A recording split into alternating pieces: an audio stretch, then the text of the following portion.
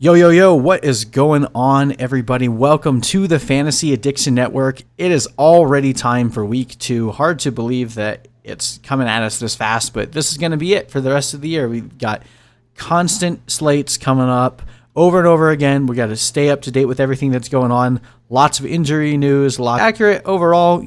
Week 1 is always the hardest one to really project, especially this year without any preseason. Plenty of things that were kept under wraps that kind of surprised us, and it's going to tweak going forward, but we're adjusting as we go. And welcome in. This is going to be a decently long stream. We've got 11 games to go through, so I'm going to try to get all of those out before I lose my voice. But for those of you that want to stick with me for the whole thing, I appreciate it. If not, I'll chop up the video tomorrow. You can see the individual games. But for those of you that join us in the live stream, hit me up in the chat box and I will answer questions, any questions you have between my previews. But without further ado, let's get started here. And our first game on the slate, the Thursday night game between the Bengals and the Browns. So obviously, both of these teams didn't get off to the start that they wanted to last week. Joe Burrow, marching down and almost got his team to go to overtime, but then that very unfortunate situation with the kicker injuring his leg on that last field goal. Bengals get an L, and then the Browns, they didn't even show up on Sunday. So this is going to be a very telling game for both of these teams to see how can they rebound, what can we actually project from them going forward. So Vegas is actually surprisingly favoring the Browns by quite a bit right now. The spread right now is the Browns by 6, giving us an implied point total of 25-19, over under 43.5. That's about middle range. Just for those of you that are going to be continuing to come through with us week in, week out, basically, we're going to have the updated numbers for how these individual teams are performing in fantasy points and PPR against each of the respective positions. So basically, the Bengals last week were actually the second best team against the quarterback. Now, obviously, one data point doesn't mean a lot because Tyrod Taylor didn't do anything last week. That doesn't mean the Bengals are necessarily a good team against the quarterback. We'll know more once we have 3, 4, 5 weeks under our belt. We'll start seeing patterns and trends at this point. So I'm not really going to speak too much to the defensive rankings at this point. I did update them for curiosity's sake, but like I said, we'll be going more into that as the weeks go on. It's going to become more useful. Now, that being said, considering where we are with the Bengals and the Browns, if we're going to follow a narrative base here, Bengals playing against the Chargers was a much tougher defense. I think there's going to be a little bit more room for the Bengals to throw the ball in this one. Joe Burrow, this should be a better showing for him, whereas the Browns, I'm really just hoping that they, coming back to Cleveland, not playing the Ravens this week, that this will be more like their season opener and that should be a much more competitive matchup. If the Bengals rout the Browns, we've got big problems in Cleveland, but I think it will be much more competitive in this one. So right now on the Bengals side, for me, this one's pretty easy. Being a middle of the ground over under, not really having much faith in either Mayfield or Burrow. Not going to start Burrow in this one. He could have a decent game. Again, the Browns, had a pretty bad defensive showing and are already pretty beat up overall on defense. But I'm not going to be starting Burrow unless you absolutely have to in like a super flex league. But I have full confidence in Joe Mixon. Joe Mixon was out there on the field for the vast majority of snaps. Yes, he didn't get the targets that we were hoping he would see. But I think that was just more a product of just a slow game between the Bengals and the Chargers. There should be a little bit more scoring in this one, and I like Mixon to bounce back pretty heavily. And then I actually have Tyler Boyd ranked right next to AJ Green. I know Tyler Boyd was a bit of a disappointment last week, but he was targeted a bit more as the game went on, playing against one of the better slot corners in the league. We didn't necessarily expect Boyd to have an amazing game, but the chemistry that he and Burrow developed in camp is still something to note. I'm comfortable throwing him back in my lineup. I know a lot of people are hesitant to do so, but if you drafted Boyd, you probably don't have many better options unless you got some good guys off of waiver. But I'm going to give Boyd a vote of confidence. I think AJ Green is also a pretty decent start in this one for a game that we're expecting the Bengals to be able to move the ball a little bit easier against the Browns than they were able to against the Chargers. But outside of those three, I'm not starting anyone from the Bengals side in this one. There's too many other targets, and we don't really fully know how that disparity is going to work itself out. But with Green healthy and Boyd being the main slot receiver there, again, going back to what Joe Burrow did in college, don't be surprised if Boyd has a massive turnaround game here. Burrow targeted Justin Jefferson a ton in the slot in 2019 at LSU, so don't give up on Tyler Boyd just yet. Okay, and then looking over at the Browns, I mean, this is a Nick Chubb game, right? Last week, we probably should have expected Nick Chubb to have a little bit of a weaker showing with the Ravens coming in and just demolishing. Nick Chubb is always going to have a better game script and a better chance at scoring fantasy points when the game script is more in favor of the Browns, but that doesn't mean you can't start Kareem Hunt. I think both of these guys, and we saw pretty much a 50-50 usage split last week. Hunt actually had more touches, even though Chubb was on the field a bit more, and Chubb actually ran a few more routes. It's going to be very interesting to see how this team develops these two guys, but I'm comfortable starting both of them this week in an easier matchup and a game at home where they're favored to win. Now, Odell Beckham is probably the biggest headache in fantasy right now, but if you drafted him, this is the week. Like, if Odell Beckham does not perform this week, that is going to be a massive nightmare. But, we had the same situation last year where the Browns, started out poorly, and then in week 2, they faced the Jets and Odell Beckham blew up. So I'm confident in starting Odell Beckham. Landry is still dealing with that hip injury. I'll start him if he plays. I'm guessing he'll play, but if for some reason Landry is out, just keep that in mind as well. But Odell Beckham is going to be a number 1 trade candidate if he blows up this week, and we're hoping for that. Obviously, why we're putting him in our starting lineup. Austin Hooper is an interesting name as well, with David Njoku going on IR. Probably just want to wait and see how they end up using him now. They pay him a bunch of money and then barely used him on Sunday, but I think that game against the Ravens, if the Browns have a good showing in this one, we're probably just going to have to forget about that one, because hopefully they won't face many game scripts like that one. And then we're not going to start Mayfield. I don't think anyone really is doing that at this point, and we're not starting either defense in this one. But in terms of predictions, I think this game will be a little bit closer than Vegas is saying. Right now, I have the Browns beating the Bengals by 3, Browns 24, Bengals 21. What do you make of Jonathan Taylor after Mac's injury? Jonathan Taylor is now a top 10 running back rest of season. Like, there's no other way of putting it. And that's pretty much consensus across the industry. If you own Jonathan Taylor in your leagues and you drafted him in the 3rd, 4th rounds, like, you just got the steal of the draft. And that was actually one of we weren't projecting Mac to get hurt, but Jonathan Taylor was one of the guys that we were targeting heavily this year for that exact reason, because we knew at some point he was going to take over that job from Marlon Mack, whether it was due to injury or just by outplaying him. Now, obviously, this happened a lot quicker. We were expecting it to be by the end of September, but with Jonathan Taylor now the lead dog there in Indianapolis, Phillip Rivers is a beast at feeding the fantasy running back points for his team, and I think both Jonathan Taylor and Nyheim Hines will remain starters going forward, and Jonathan Taylor could very easily creep into that top 5 running back spot as he gets more comfortable running on the ground. I do think that Hines will still be valuable, especially in PPR leagues, but they've already come out and made Jonathan Taylor the starter, and just based on his profile from college, this is a guy that over 220 pounds, ran a sub 4.4 40, had over 2,000 yards from scrimmage 3 seasons in a row. He's a beast, and it's similar to the way that Ezekiel Elliott was when he was a rookie coming into the league. Started off a little bit slow, and as he started to gain his footing, got more and more involved as the season went on. It was a beast by the end of the year. That's a really great offensive line. Like, this is a perfect situation. So if you own Jonathan Taylor, do not sell him for anything. And if you're in a league where someone is thinking they're selling high on Jonathan Taylor, take them up on that. There's only about 7 or 8 running backs that I'd rather have than Jonathan Taylor at this point.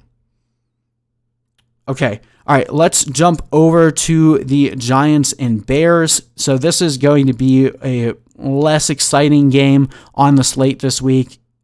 Bears, obviously known for their defense. The Giants had a very poor showing against the Steelers, at least defensively and on the ground. Saquon Barkley there with only 6 rushing yards. A lower over-under, although not as low as I was expecting it to be, 42 right now with the Bears projected to win by 5.5, giving us an implied point total of about 24-18. To me, I still feel like that might actually be a little bit aggressive in this one. The Giants were not really able to do anything other than air it out with Daniel Jones.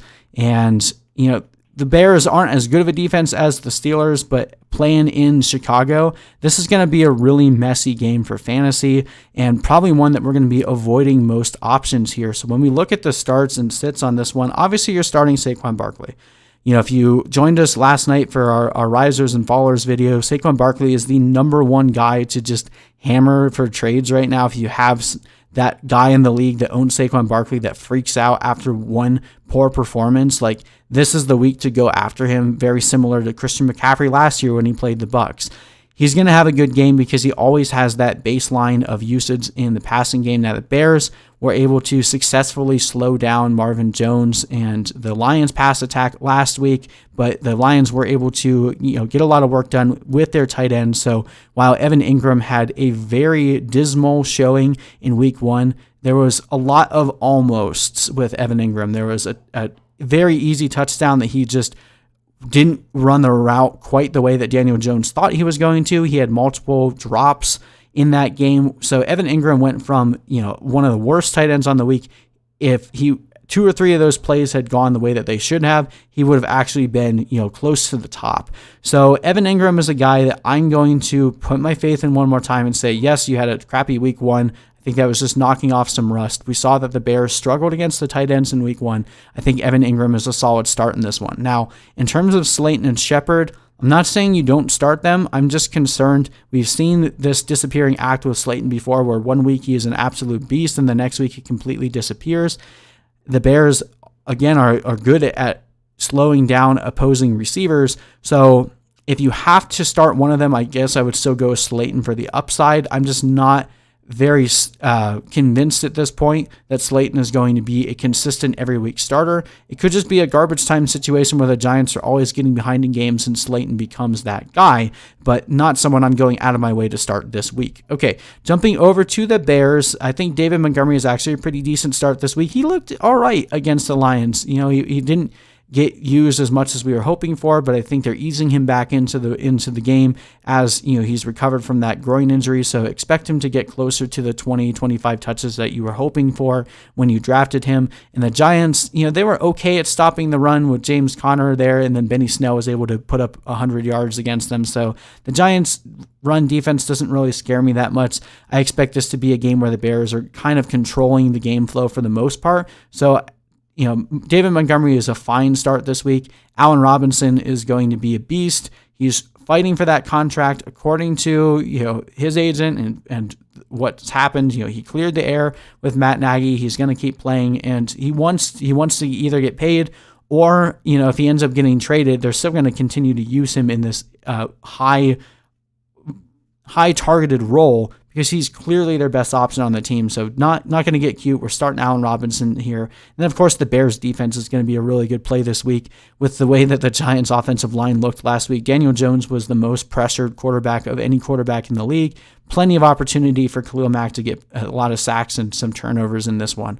In terms of the other guys on the Bears, Tariq Cohen, Anthony Miller only saw 47% of snaps. Tariq Cohen still just hasn't looked great since 2018. And then Jimmy Graham, I guess you could throw it in a desperation play at tight end after the fact that he had multiple red zone targets last week. He still just looks washed. So I'm not going out of my way to start any of these guys. And of course, I'm not going to go out of my way to start Trubisky. There's just too many other streaming options to really make it worthwhile to play either of these quarterbacks here. So we have this game coming in a little bit lower than Vegas is projecting. We have the Bears winning this one by 6, winning 20-14 over the Giants. Am I worried about Cooper Kupp? Didn't get much work last week, and should I start Austin Hooper? So addressing Cooper Kupp, I was kind of worried about Cooper Kupp before the season even started, just based on the construction of this team, running more 12 personnel and the way that Tyler Higbee kind of took over last year. And when they extended Cooper Kupp, that definitely gave him some positive trend in a direction for him, because I was concerned that they were actually training at Van Jefferson to replace him, but obviously that wasn't the case. I am still concerned about the usage overall because it looks like the Rams are trying to be a little bit more run-centric this year. Of course, that was just one game, so I'm not completely panicking on Cooper Kupp yet, and I think there's a really good matchup this week against the Eagles, which we're about to get into. So I think you can still keep playing him, and hopefully he has a good week where if you're nervous about his long-term usage, which I would be, I would try to sell high on him after this week. But probably not going to get what you want after that poor performance in week 1. And then in terms of starting Austin Hooper, I mean, it really depends on who your other options are. I think he's definitely an okay value this week. The Bengals are not the same defense that the Ravens are. And with David Njoku hurt, I think he'll get a little bit more volume in this offense, but not someone I'm going out of my way to start, if that makes any sense. All right. Let's jump over and take a look at the Rams versus the Eagles. So this is going to be a very telling game for the Eagles. Last week, they came out hot. They got 17 points on the Washington football team and then completely imploded. Carson Wentz got sacked 8 times, lost the game 27-17, and just looked like they were completely defeated by the end of that game. It was not a pretty game to watch in the second half, whereas the Rams came out and surprised, beat the Cowboys pretty handily. They didn't really look like they were out of control at any point in that game. So this is going to be a very difficult matchup for the Eagles and one that they could likely go 0-2. Now, right now, Vegas has this at a 46 over-under, one of the higher games on the week. They had the Eagles winning this game, but the spread is by 1, so it's basically a pick 'em at this point. And I definitely understand the thought process for why on that. Now, Eagles kind of continuing their trend of being better against the run as they are against the pass, but last week wasn't really a good story for that because Dwayne Haskins looks just as bad as he did last year, to be frank. Whereas the Rams, they got completely demolished by Ezekiel Elliott, yet they were giving Dak Prescott, plenty of problems all game long, and I'm highly concerned for Carson Wentz this week with Aaron Donald. I mean, if you're in a super flex league, I talked about it in my waiver show, there's definitely merit to be rostering Jalen Hurts at this point because if Carson Wentz is getting sacked as many times as he is not going to stay healthy for much longer. Now, we do have some good news. It does look like Lane Johnson and Miles Sanders practice in full today, which means hopefully the offensive line on the Eagles side. I have this reversed, sorry. Let's fix this real quick. You guys get to see the fun part when we have these backwards. My bad. All right. Okay.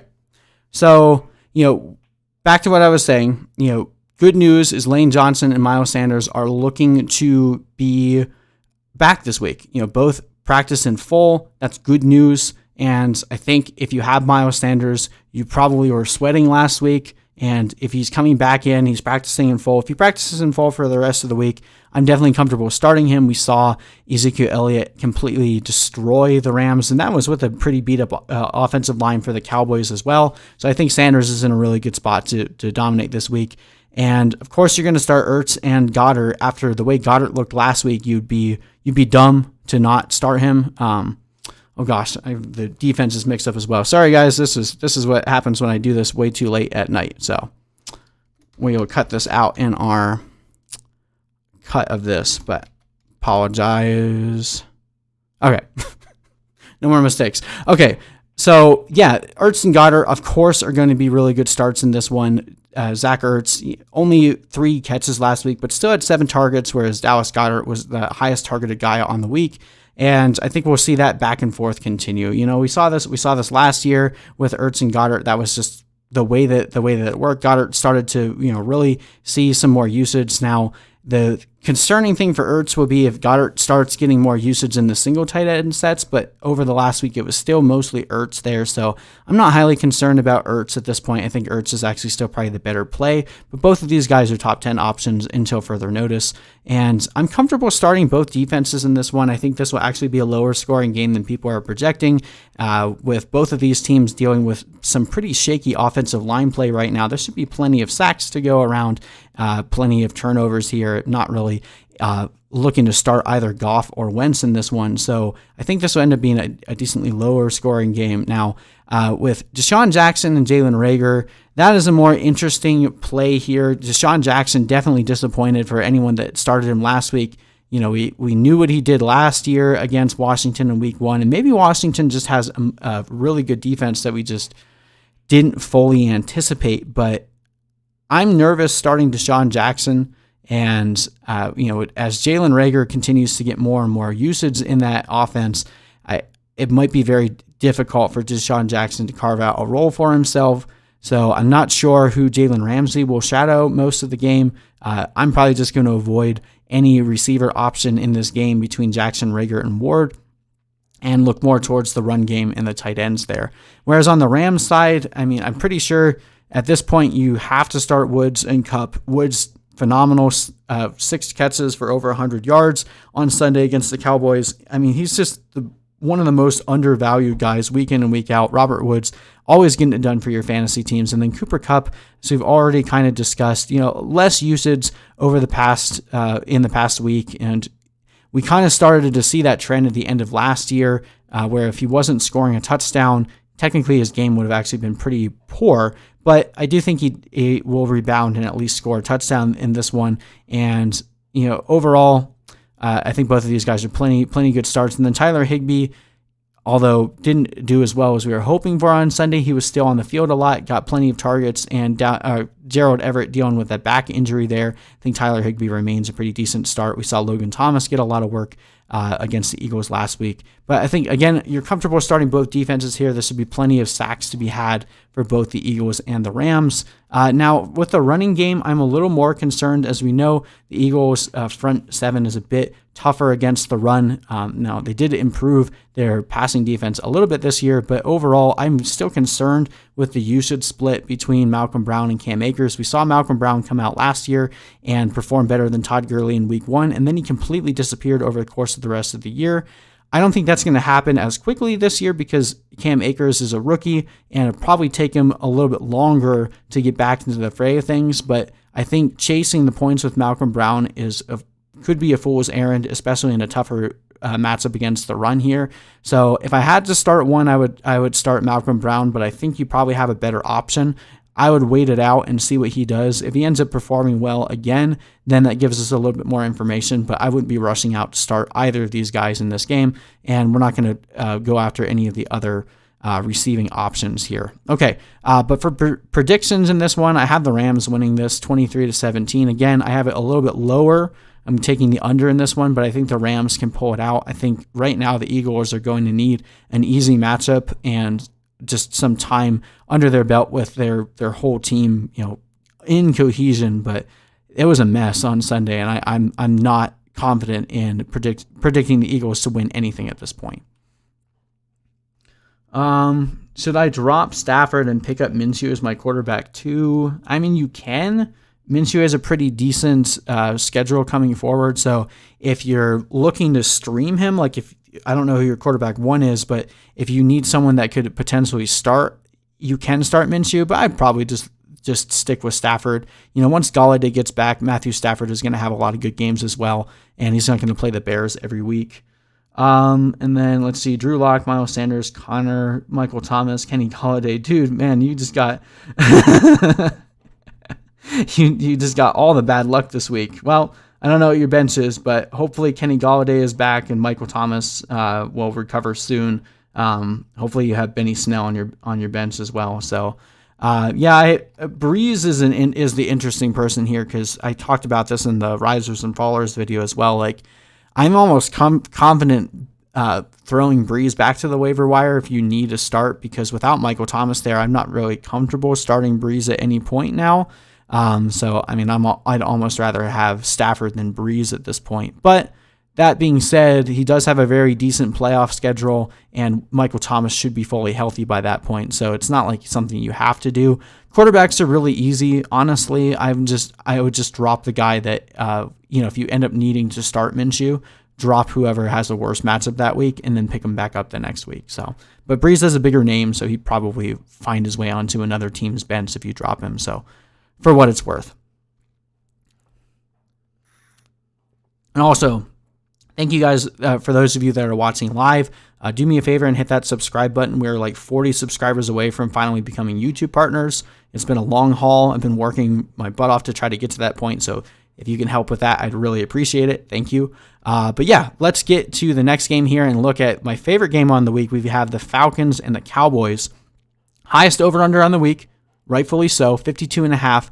The Cowboys right now favored to win by 4, implied point total of about 28-24. Falcons were absolutely abysmal on defense last week, but of course, as we said to start this video, this is just a one-game sample size. We don't really know much yet, and obviously the Seahawks were very, very good and very potent on offense, so we'll see if that was more a product of the Seahawks just being fantastic this year or the Falcons just being abysmal. It might be a mix of both. Whereas the Cowboys were bad against the run, but decent everywhere else. I think this would be a very high-scoring game, and this is going to be an easy one. Blanket statement, you're starting your studs in this one, no question. Matt Ryan, one of the best starts of the week. Todd Gurley looked great last week. He just got game scripted out early on. I think he'll get a decent shot at coming back and playing well in this one. And if Malcolm Brown can run in the Cowboys, Todd Gurley can definitely do so. Julio Jones, Calvin Ridley, some of the best receivers on the week last week. Of course, you're starting them. And I'm confident in Hayden Hurst still. He's not like a must start by any means, but if you drafted him, he's probably your best tight end still. Throw him back out there one more week. He was getting, a decent amount of looks, but being covered by Jamal Adams a lot, just didn't end up performing well for you last week. And then Russell Gage is the one that I'm a little bit more hesitant on. We've seen him get decent usage before, but a lot of that was without Calvin Ridley. If the Falcons aren't getting boat raced as much in this one, I don't know he's going to be seeing 12 targets every single week. He's a guy that's worthy of having on your bench, but probably not someone I'm jamming into my lineup just yet. We're not starting, Brian Hill or Ito Smith or anyone else in this offense. We're definitely not starting either defense in this one, although I guess you can make a case for the Cowboys because he'll probably get some sacks and potentially get an interception because Ryan always finds a way to throw at least one pick, even when it's in the last second of the game. All right, and then on the Cowboys side, I feel like with Blake Jarwin going down, the concentration of touches just became easier. So going into the season, we were concerned, can Dak Prescott feed Cooper, Gallup, Lamb, and Jarwin and the running backs? Because that's a lot of passes to go around. And while we expect the Cowboys to score a lot of points, came out a little bit of a poor showing week 1. Rams defense was playing a lot stronger than we expected. Cowboys were a little sloppy. This is a home opener for them going against the Falcons. I think this is a get-right game for the Cowboys. Dak Prescott, the start of the week. Zeke Elliott could very well be the number 1 running back on the week. And then Cooper with 14 targets last week. Of course, you're starting him. Gallup could have had a much better game if it wasn't for that crappy call at the end of the game where Jalen Ramsey faked getting pushed off from Gallup. So Gallup could have ended up with a much nicer day. That would have been like another 4 or 5 fantasy points on his total for the week. And then CeeDee Lamb getting a lot of usage last week. Short area targets, not as high leverage or high value as Cooper and Gallup were getting. But CeeDee Lamb is definitely worth a start at this point, especially with Jarwin gone. These guys are going to get a ton of targets going forward. So I'm comfortable with all these guys. There's no Jalen Ramsey in this game shadowing Gallup and Cooper. So I'm pretty confident in all those guys. Cowboys defense, like I said, maybe you start them if you don't have a better option. Matt Ryan might throw a couple picks, but that would be the only reason that you'd be really comfortable with them. And then not really starting Schultz. He was terrible. And then Pollard, at this point, it doesn't look like they're going to be giving Pollard enough usage to consider him in a flex spot, even with the fact that he's really good. Ezekiel Elliott is still just getting way too many touches for you to be considering Pollard in your fantasy lineup at this point. Right now, I definitely love this game for fantasy points. Right now, we have the Cowboys projected to win 35-31. I could see this game going either way, but I think the Cowboys win this one at home. Like I said, I feel like this is a get-right game for them, and I feel bad for the Falcons because they're playing well on offense. It's the same old story. Matt Ryan, tries to perform some heroics, but their defense just isn't good enough to win them games. So they'll get their wins eventually, but this week I got the Cowboys by 4. Let's see. Yeah, I mean, you don't have to drop Breeze by any means, but if you don't want to start Breeze and you'd rather start Minshew this week against the Titans, I'd probably rather start Stafford than Minshew this week because I think the Titans defense is much better than the Colts. Let's see. People in my league dropped Howard and Matt Breida. Should I pick one of them up? I have Boston Scott and Jamal Williams as backups in a 16-man league. Okay. I mean, I am encouraging people to drop Jordan Howard because that backfield looks like it's going to be a mess all year. Very similar to the way it was last year. That just seems to be Brian Flores' MO, where he doesn't really give a single guy any decent amount of work. That being said, I don't really know that Jamal Williams is worth being rostered at this point. So if you want a shot at someone that could potentially become valuable later on, maybe you drop Jamal Williams for Jordan Howard, but it's not a move like I feel like you need to make. And I don't think Matt Breida is rosterable at this point. He looked like garbage on Sunday. Let's see. Ryan Cook, C. Yates, Adams, Kupp, Waller, Jonathan Taylor. Yeah, that's really stacked. Made some trades. Some people that don't really know what they're doing. I mean, hey, that's especially week one.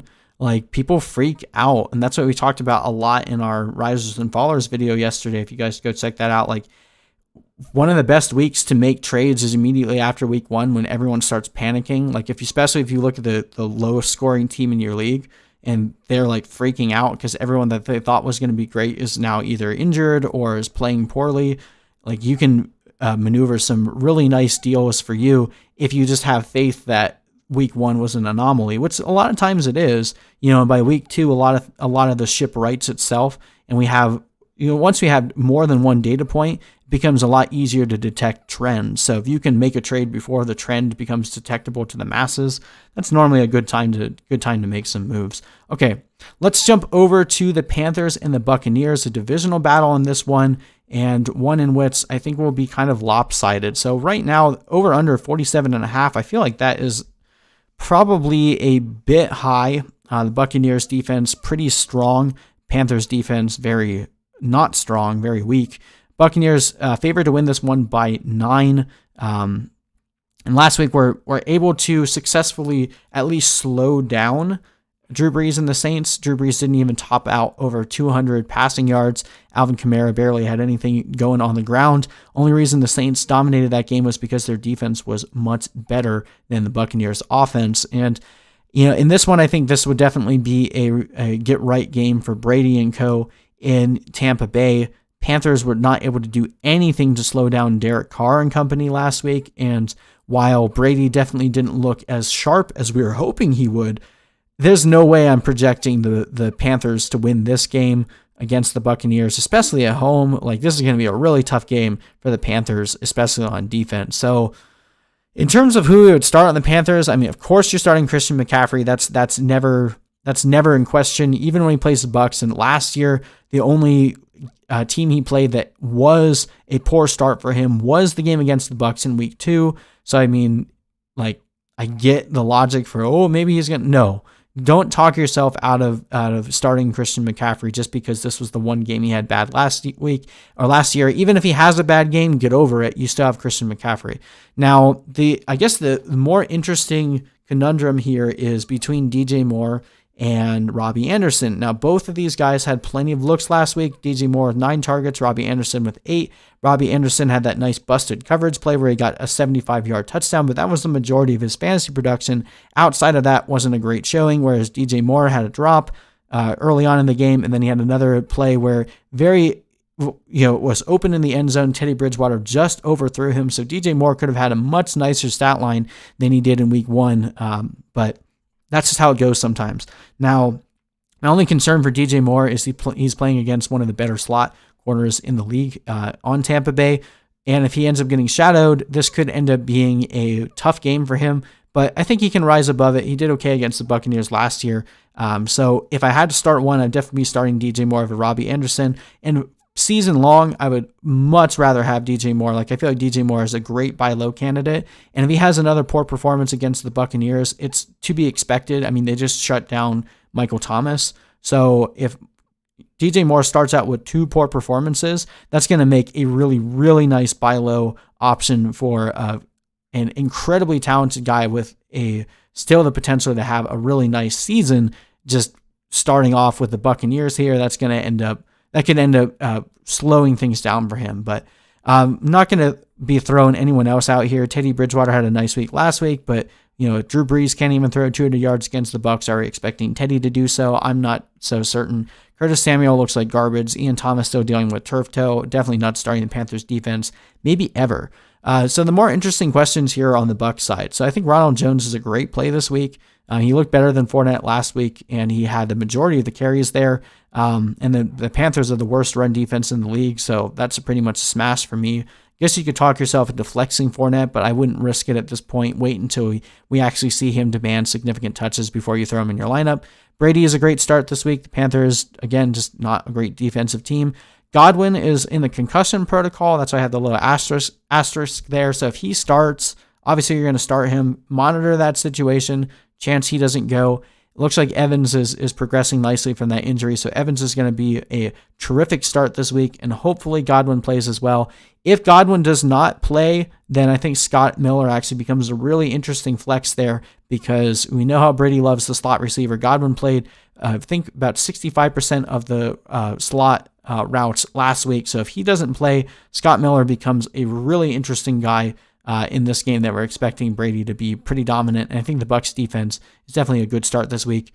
As I mentioned, Fournette, not someone I'm really looking to jam into my lineup at this point. And then we need to get a few more data points between Rob Gronkowski and OJ Howard. If I had to bet, I would say that OJ Howard is going to end up being the better tight end to own as the season goes on. But in terms of week 2, I'm probably not going to try to start either of them. And at this point, you should be able to tell I'm pretty bullish on the Bucs this week. So I have the Bucs winning 31-17. That is my final prediction. Let's see. I think Godwin will play. Normally, guys can come out of the concussion protocol in about 3 days, sometimes 5. And the weird story was the fact that he actually met with a reporter via like a Zoom call, which is technically not allowed when you're in the concussion protocol. So it was like he was in the protocol, but they hadn't announced it yet. So I'm not sure if there's going to be any like blowback from the league for the fact that he did that. But overall, the fact that he was meeting with reporters today, even though he wasn't practicing, it doesn't sound like there's going to be anything that slows him down. Monitor the situation. If he's not practicing by Friday, make sure you have Scott Miller or someone handy to potentially replace him. But if I had to place money on it, I would say Godwin plays this week.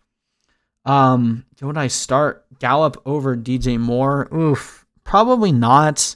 I still just believe in DJ Moore from a talent perspective.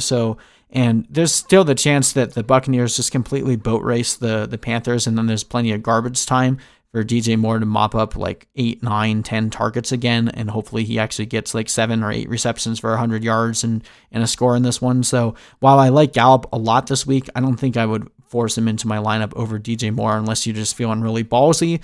I could see that ended up being the smart play, but I can't get myself to bench DJ Moore at this point. And then Gallup or Kupp, I mean, that's an even closer one. I think right now I have Kupp at 18 and Gallup at 21 in my ranking. So I guess based on that, I would be starting Kupp. But I mean, they're both basically equal plays. So if there's someone else that you can force out of your lineup to play both of them, I would try to do that instead. All right. Let's jump over and take a look at the 49ers and the Jets. Why do we have to watch this game? Every week there seems to be a game on the slate that when I have to go back through and like watch the condensed game footage and get a feel for what actually happened, there's always one that makes me fall asleep because it's so boring and you get tired after watching 10, 12, 14 hours straight of footage. And I have a feeling that this game is going to put me to sleep. So in terms of that, there's probably not going to be many fantasy plays here. Over under 42, 49ers favored by only 7. I'm actually surprised that it's that low, but I guess it's because the 49ers don't have many weapons on offense at this point. I mean, at this rate, the Jets are going to go 0-16. Like, they were absolute garbage on Sunday. And if Adam Gase is not fired by week 4, I don't know what the brass in New York is doing.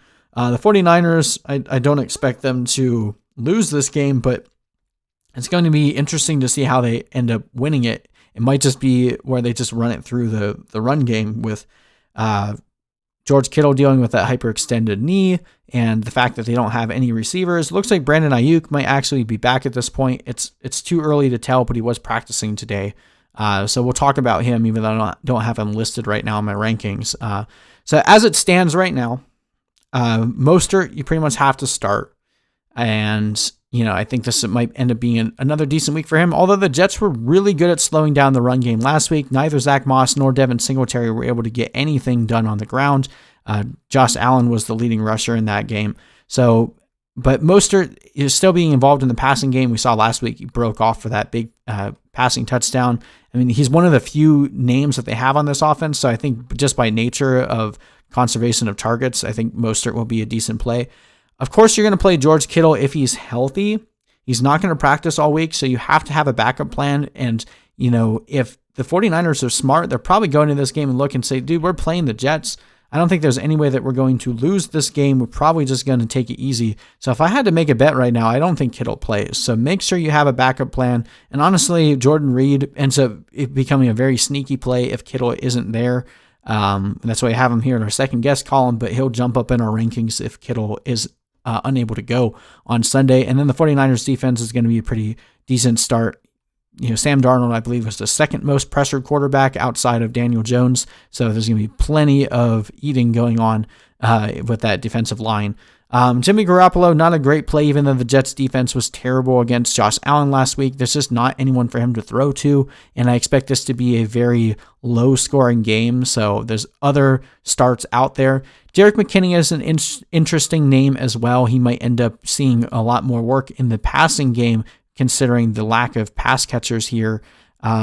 So if you need to flex McKinnon, I wouldn't hate you for it.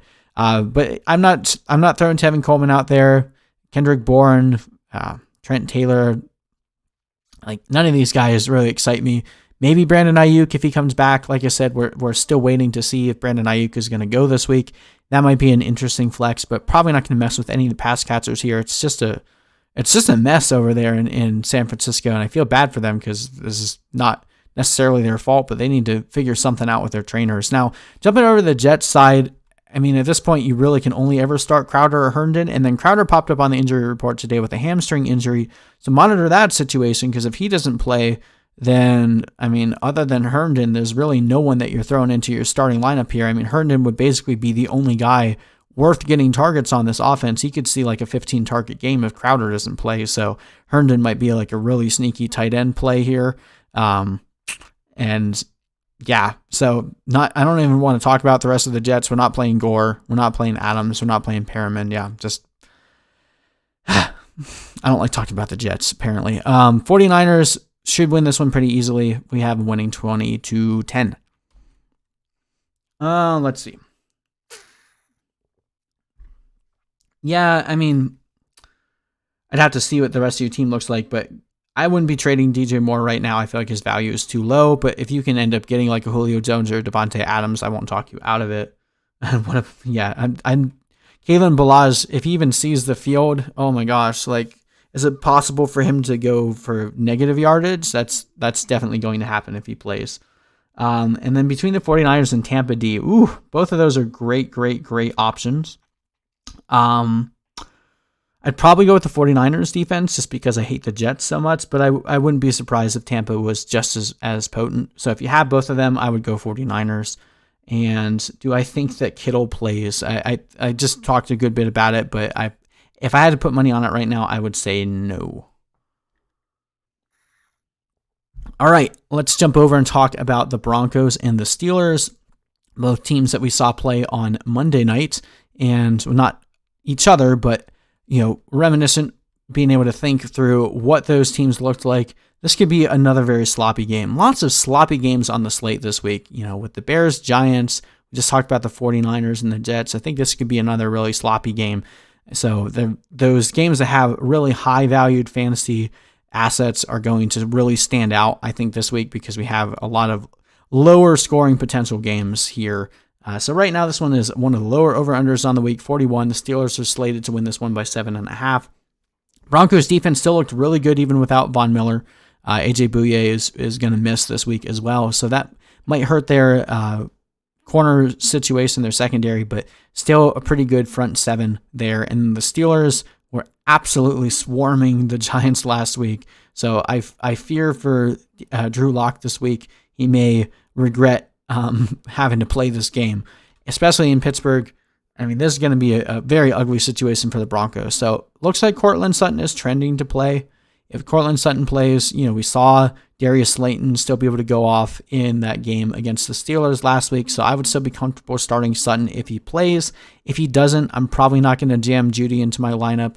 He looked okay last week, but he did have quite a few rookie errors, drops, just being in the wrong position there. So probably going to wait it out on Judy until he shows us that he's actually worth a start. Noah Fant is a smash start. We saw Evan Ingram choke a lot last week, but it wasn't by nature of the Steelers' defense being good. It was just Evan Ingram messing up. I think Noah Fant could have another really good game in this one. Now, Melvin Gordon is the interesting play here with Phillip Lindsay dealing with turf toe, likely out. I'm not even projecting him to be questionable. I think he's just out. But going against the Steelers that just withheld Saquon Barkley to 6 yards, I'd be very hesitant to start Melvin Gordon in this one. If you have a better option, then probably it's going to be better to go with that pivot option. I think right now we have Gordon ranked somewhere in the mid-20s. So he could still have a decent game. He could still find a way to squeeze out some work in the passing game and potentially get a touchdown. But Melvin Gordon is not someone that I am looking to throw in my starting lineup this week. And no way we're starting Drew Lock or Royce Freeman. On the Steelers side, I really like the passing options here, especially with Bouye out. Juju Smith-Schuster was dominant on Monday, and then Deontay Johnson had a bad game, but he still saw the majority of the targets there, 10 targets, led all pass catchers in Pittsburgh. So I'm comfortable with starting both Juju and Deontay Johnson, and the Steelers defense is definitely a great play this week.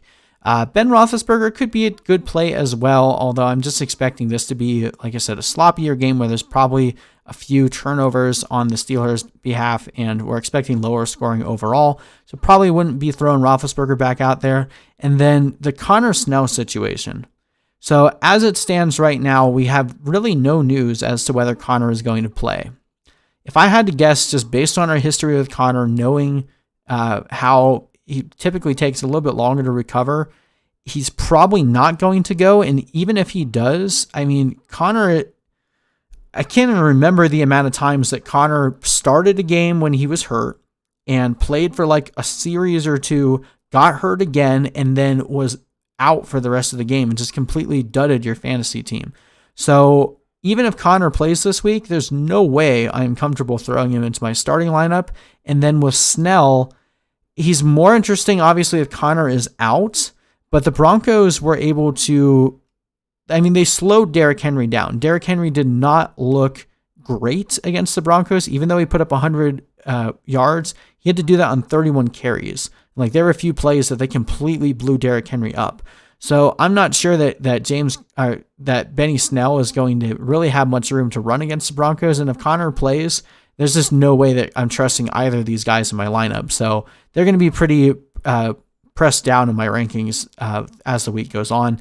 And then we're not going to start any of these other options here. Maybe Ebron has a touchdown in this one, but he did nothing against the Giants after talking up a good game about how he was going to be super involved. So pretty much this is pretty straightforward. We're going to start our studs here and try to pivot off of the murkier situations.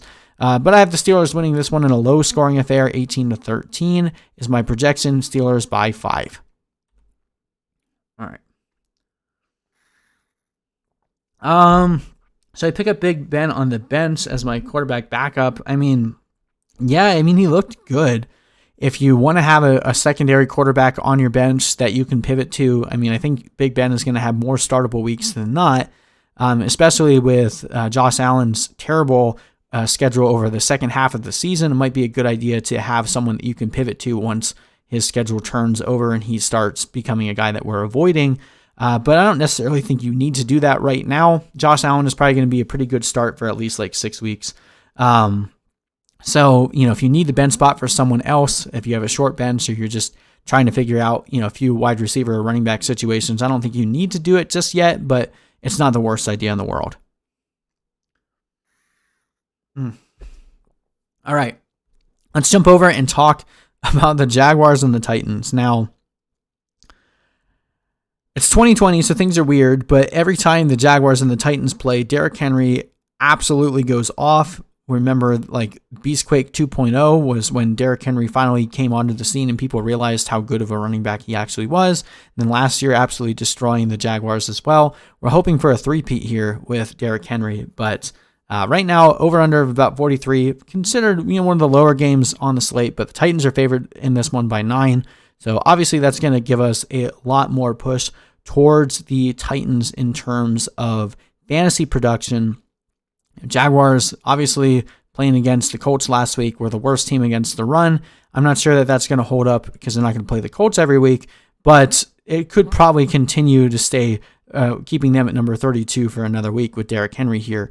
So I guess the more interesting question is, what's Jaguars am I comfortable starting? So we saw James Robinson last week was the only running back on his team that actually saw 100% of carries. Chris Thompson didn't even really touch the ball outside of, I think he had 2 receptions. So Chris Thompson is an absolute avoid at this point. I mean, you probably already dropped him to the waiver wire, but if you held on to him, you put him on your bench and see what happens this week. I expect the Titans to rout the Jaguars in this one. I don't think it's going to be particularly close. So Thompson might end up getting some garbage time looks, but man, last week was very concerning for Chris Thompson. Gardner Minshew, I guess, is an okay start if you absolutely need to start him, but the Titans defense looked pretty decent against the Broncos on Monday. So I'm probably only comfortable starting Chark at this point. Chenault would be a what the heck flex. But if you can avoid it, I would only really feel comfortable starting Chark. Whereas on the Titans side, I mean, Tannehill was a good start this week. He was dominant against the Jaguars last year. Derrick Henry could arguably be the number 1 running back on the week. We're expecting a rebound game from A.J. Brown. Just looked a little winded. I wonder if it was the mile-high air, the fact that, the elevation in Denver, maybe A.J. Brown just wasn't able to perform at the same level that he usually was. I'm looking for a bounce-back game here from A.J. Brown. And then Jonnu Smith looked really good on Monday night against the Broncos, so we're going to throw him back out there, and I think the Titans defense definitely is going to have a pretty decent showing as well. Now, Corey Davis is the interesting one. Someone probably picked him up off of waivers, whether it was you or someone else in your league.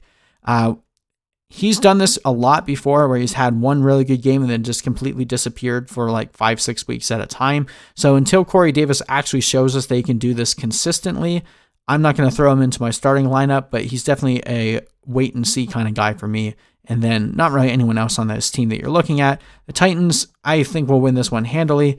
Titans should win this one, 28-13 is my projection right now. Maybe Gardner Minshew can score a few more points in garbage time to make this game look closer, but I don't think this will really be a contest. I have the Titans winning this one by a lot.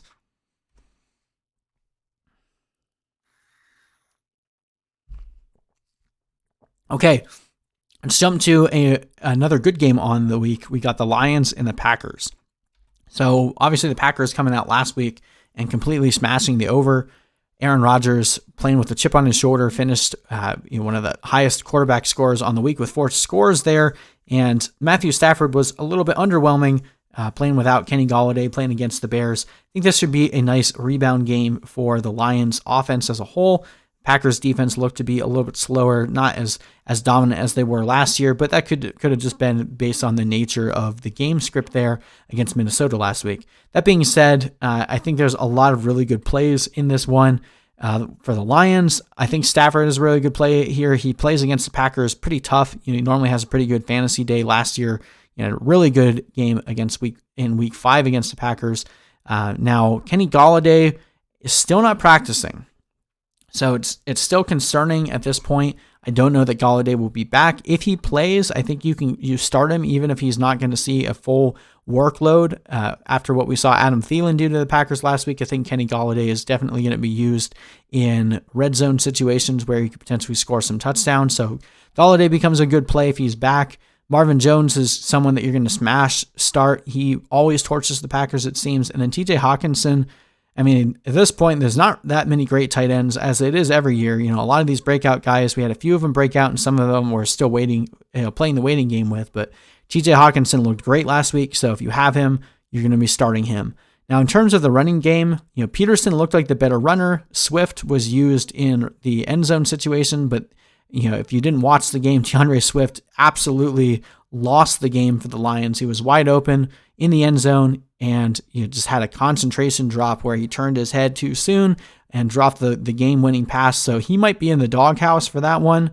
We'll see with Matt Patricia there. I'm not fully sure whether he's going to take it out on him going forward. This is the second-round pick. This could potentially be Patricia's last year, so hopefully he doesn't hold Swift accountable for that for too long, but it could be a murky situation there. The touches were split pretty evenly between Peterson, Swift, and Kerryon. If you had to start one, I guess I would still go with Swift because of the receiving upside there, but probably trying to avoid all the running backs here until that situation works itself out. Now on the Packers side, I think Aaron Rodgers is another good start this week. Lions defense definitely do not profile as a good defense, and continuing the trend from last year, Rodgers plays well against poor defenses. We knew coming into the season that the Vikings defense was going to be a lot worse than it was last year, so it made sense that Rodgers had the good game that he did. Of course, you're starting Aaron Jones, and of course, you're starting Devontae Adams. The real question is, can you start Allen Lazard or Marquez Valdez-Scantling? To me, I would say I don't want to. You can if you absolutely need to. I guess MVS gives you a higher ceiling, and I think Lazard is the safer play because one of these guys will probably be good week in and week out, but we saw last year both of these guys had good games, and they followed it up with poor performances. Allen Lazard played really well against Detroit last year, so if I had to start one, like if you're in a bind and you need to choose, I would start Lazard, but probably better options all around for you guys. Packers are one of the easiest teams to project right now. Just start Aaron Jones and Devontae Adams and start Aaron Rodgers in good matchups and avoid everyone else. But I think the Packers still win this one. Lions always play the Packers really tough, so this could be a really close game. I think the Packers will eke this one out by 4. I got the Packers winning this one 31-27.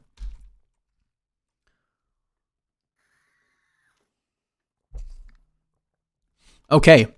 Let's jump over and talk about the Buffalo Bills and the Miami Dolphins. Again, this is like the 4th game that we've talked about at this point where it's kind of gross. Like these aren't like really exciting, high flying offenses playing each other. This is going to be another like slogfest defensive battle that I don't expect there's going to be a lot of points. I mean, there's definitely some fantasy matchups to talk about though. So let's get into this one.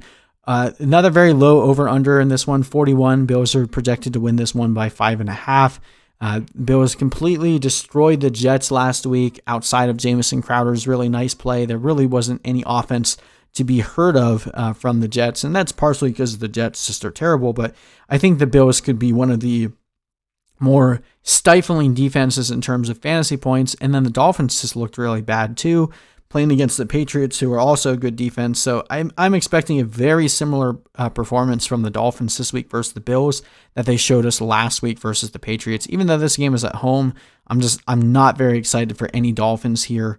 On the Bills side, Josh Allen is a good play. We saw Cam Newton go off especially in the run game last week against the Dolphins. So expect Josh Allen to get another rushing touchdown or 2 in this one. Stephon Diggs and John Brown both looked really good last week, and if you're starting Josh Allen, probably means that Diggs and Brown are having a good game, so I'm comfortable starting all of those guys, and then the Bills defense could arguably be the number 1 defense on the week, so of course you're starting them. The running game is the one that concerns me a bit more. Devin Singletary and Zach Moss were both really bad in the run game last week against the Jets, who, we'll see overall how their defense projects each week, but it's not like the Dolphins were letting the Patriots run all over them with their running backs last week. So I'm going to try to avoid starting either of those guys. If I had to choose one, I'd probably choose Moss just for the touchdown upside, because I don't know whether it is in Devin Singletary's contract or what, but he doesn't ever seem to get any goal line carries for anything. The only way Devin Singletary is seeing the end zone is if it's coming through a pass, whereas Zach Moss was used in the red zone a few times last week. But Josh Allen is probably going to end up being the guy that gets the rushing touchdowns there this week. Not starting Cole Beasley or Dawson Knox either. Now on the Dolphins side, Devontae Parker returned to practice today, so I'm thinking he's going to be good to go. I'm still comfortable starting him just based on volume alone. And then Mike Gesicki, he's not someone I'm going to jam into my lineup, but I think he still has a decent chance of performing well against the Bills in this one. We saw Chris Herndon get a lot of targets last week, and he looked okay. I think Mike Gesicki could definitely be in the running to be the only Dolphin to score a touchdown this week. In terms of the running situation, though, we already kind of talked about it earlier when we talked about Jordan Howard in one of the user questions, but Myles Gaskin, Jordan Howard, Matt Breida, it's just a messy situation where I really don't want to be starting anyone.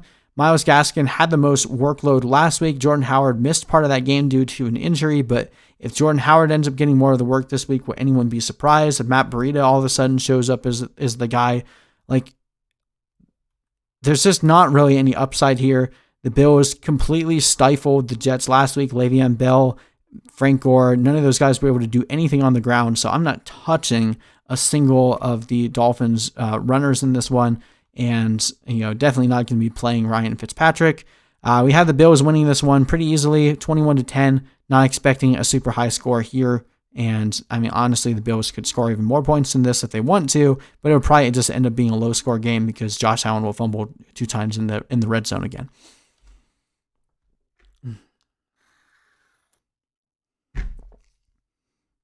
Okay, last early game on the slate. Gone through a lot of games at this point. Thank you guys for sticking with us.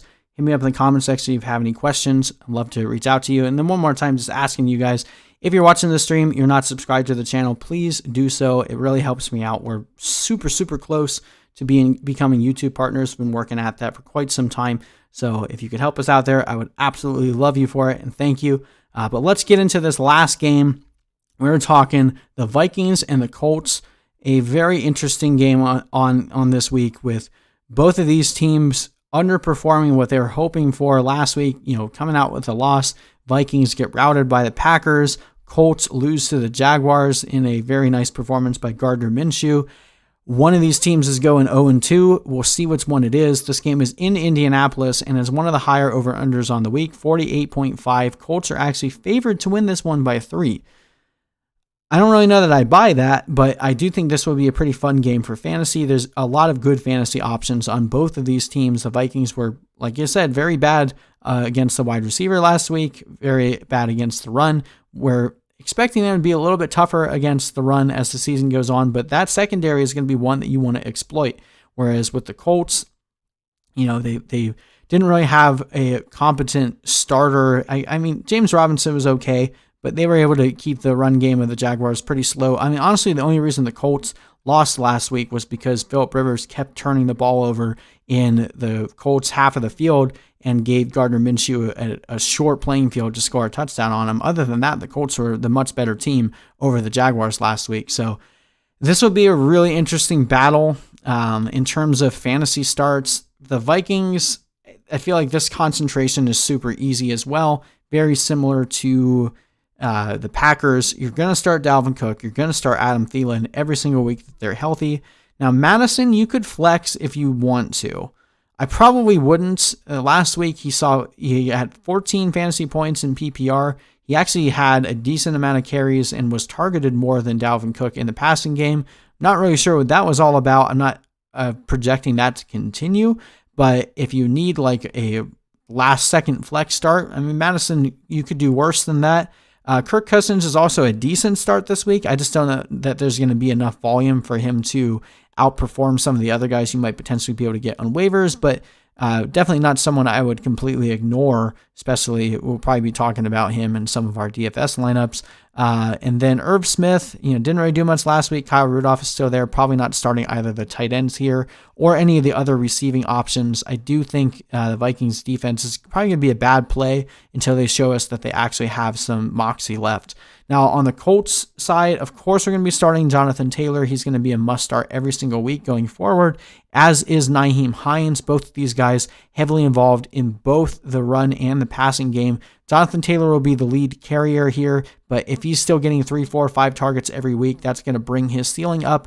Nyheim Hines going to be involved heavily in the Austin Eckler role there with Phillip Rivers. Last year when Melvin Gordon and Austin Eckler were both playing a full slate of snaps, Austin Eckler and Melvin Gordon were still top 10 fantasy running backs over that back half of the season. So I could definitely see that same situation happening here with Taylor and Hines. Now, I'm not comparing Hines to Eckler from a talent perspective, but I think Rivers just finds a way to get fantasy points to his running back. So both of these guys would be great starts this week. Now, both T.Y. Hilton and Paris Campbell, also great starts against the Vikings' exploitable secondary. Both of these guys saw 9 targets last week. Paris Campbell looked phenomenal. T.Y. Hilton almost had a touchdown.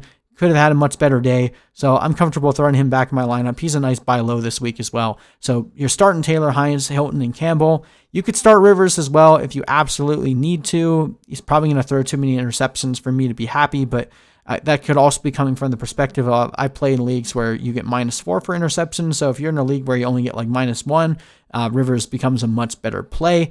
Jack Doyle, I mean, he could probably be worth a start as well until Trey Burton comes back. I think Jack Doyle will continue seeing a decent amount of work, but there's probably better options on the waiver wire like Logan Thomas. And then the Colts defense might be an okay play this week, but the Vikings showed last week that they can put up a lot of points pretty quickly, so probably not going to be pivoting to them. And then I'm not really starting Michael Pittman. He barely saw any usage last week, so he could be one of those guys that's going to take a little bit longer for him to assert a role here. Might need someone ahead of him to either go down to injury before he finally starts seeing a significant role here.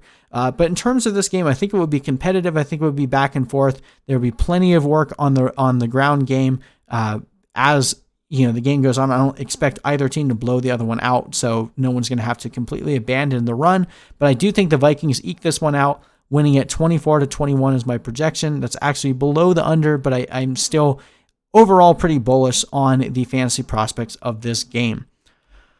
Whew. All right, well, that was all 11 games from Thursday night and then all of the 11 o'clock games on Sunday. I'm not sure why the NFL continues to insist that we do it that way. I feel like it would make much more sense if they had a more even split between the 1 o'clock and the 4 o'clock games.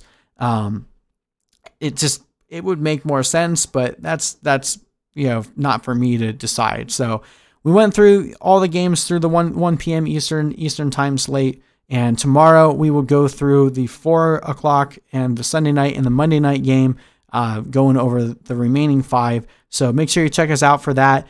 If there's any other injury notes or things that change, anything that we talked about in the videos today, you can ask me a question in any of the videos. We'll be posting up all the individual ones tomorrow. You can check those out and post a comment there, or go to my website, fantasyaddictionnetwork.com. We will be updating our rankings pretty much every day from Wednesday through Sunday, so you can see us adjust things real time as more injury notes come out, and make sure you guys are up to date with how we feel about all these guys. And yeah, that's pretty much it. So thank you guys again for joining. If you're new to the channel, please hit that subscribe button.